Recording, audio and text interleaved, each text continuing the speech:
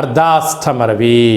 ఎందుకనక ఆదివారం రోజు అమావాస్య, అందులో మేషరాశి వారికి కర్కాటక రాశిలో రవి అర్ధాష్టమంగా సంచారం చేయడం వలన ఎవరు చేసినా చేయకపోయినా మేషరాశి జాతకులు ఈ మాసాంతము ప్రతిరోజు సూర్య నమస్కారము, సూర్య భగవానుడికి అర్ఘ్యం వదిలిపెట్టడము, తెల్ల జిల్లేడు వృక్షం దగ్గర దీపం పెట్టడము చాలా అవసరము.